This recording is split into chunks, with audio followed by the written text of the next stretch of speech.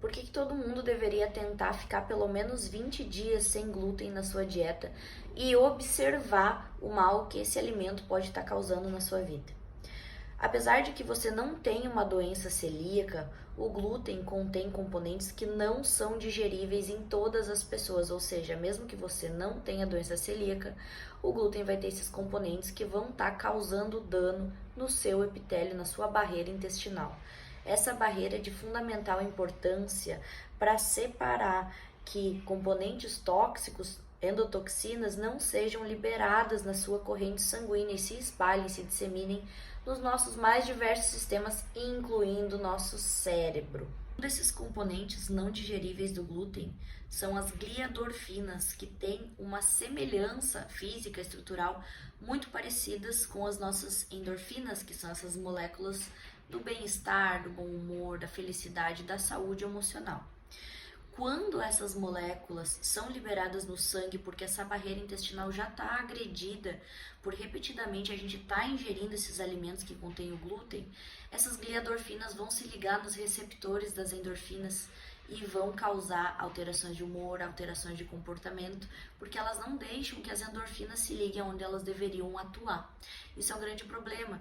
Então quer dizer que TDAH, depressão, ansiedade e mais outros vários sintomas relacionados à saúde mental podem estar ligados à ingestão de glúten? Sim, podem. Além disso, essas endotoxinas no sangue, elas vão ativar o nosso sistema imunológico, fazendo com que o nosso sistema imunológico lute e promova uma inflamação, incluindo a neuroinflamação. Hoje já existem diversos sintomas, doenças novas, digamos assim, como o brain fog, que é essa sensação de névoa mental, que tem como base a neuroinflamação. Então, olha a importância da gente revisar a nossa alimentação para a nossa saúde, para o nosso bem-estar e eliminar sintomas como dor de cabeça, fadiga, dores articulares, a gente minimizar os impactos das doenças autoimunes. Vou contar uma história para vocês que aconteceu na semana passada de um paciente que eu atendi. Eu atendi um paciente que a queixa principal dele era uma dor de cabeça contínua, todos os dias, que não cessava com analgésicos comuns, como paracetamol, dipirona, anti-inflamatório, ibuprofeno. E ele me procurou por conta disso e ele chegou trazendo essa demanda. Eu gostaria de fazer uma ressonância magnética porque eu estou com essa dor de cabeça. Aí eu comecei a conversar com ele, questionar os hábitos, como que estava a alimentação dele, desde de manhã até de noite, né? Quais são os alimentos que ele ingeria. Questionei sobre o nível de atividade física e, por fim, ele era uma pessoa sedentária. E aí eu conversei assim com ele, fiz um combinado com ele, que se ele seguisse as minhas orientações por 2 meses, incluindo algumas orientações alimentares, orientações de realizar a atividade física num tempo adequado, mais uma suplementação anti-inflamatória. Nesse caso, o suplemento que eu iniciei para ele foi um ômega 3 de boa qualidade, que é um suplemento cientificamente comprovado que ajuda muito a baixar triglicerídeos, a regular esses fatores inflamatórios no nosso corpo. E caso essas dores não cessassem ou ele tivesse algum sintoma de alarme, que ele voltasse antes ou, obviamente, que buscasse uma emergência em caso de gravidade. Mas por que eu fiz isso com ele? Porque qual que é a nossa tendência? A gente tem um sintoma, a gente quer partir logo pro complexo, né? Vou num neuro ou quero fazer uma ressonância magnética e a gente não para olhar como é que tá a base da nossa vida, como tá a nossa alimentação. E eu vou correlacionar essa história com uma outra história de uma amiga minha, uma das minhas melhores amigas, que é uma história assim bem drástica para ela, que cursou alguns anos, né, de sofrimento, porque ela sempre tinha infecções renais e ela sempre parava em internações hospitalares, sentindo muita dor, enfim, e recebia antibióticos, e ia de novo, ia de novo. E chegou um momento que eles acharam que era uma doença autoimune e começaram a medicar ela com corticoides, tá? E ela é uma pessoa jovem.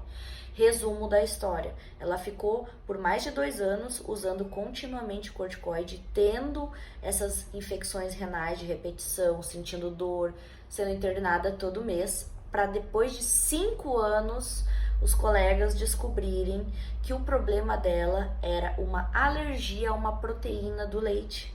Quando ela tirou quaisquer derivados do leite, ela nunca mais teve dores ou infecções. E assim, o caso dela foi muito grave, pois o último médico que ela passou, o alergista, chegou a mencionar que ela ia precisar fazer uma hemodiálise se ela esperasse mais. Simplesmente porque em nenhum momento do curso da doença dela, ninguém parou e investigou a alimentação dela. Olha o quanto é simples e grave ao mesmo tempo, e por que um médico precisa ter uma visão fora da caixa. Não quer dizer que a gente não vá olhar para os principais diagnósticos, né, que estão ali nos guidelines com determinados sintomas. Mas antes da gente começar a dar uma medicação que vai impactar em todo o organismo da pessoa, como é um corticoide, que vai mexer em todo o nosso eixo hormonal, a gente poderia olhar para o básico, né? Em vez de eu te dar primeiro um corticoide diariamente, vamos tirar os derivados do leite, vamos tirar o glúten, vamos fazer um teste terapêutico, vamos fazer alguns exames para ver se você tem algum tipo de alergia ou intolerância. Isso não foi feito e causou muito trauma emocional nela e muito sofrimento com algo simples que poderia ter resolvido a vida dela no primeiro ano de sintoma.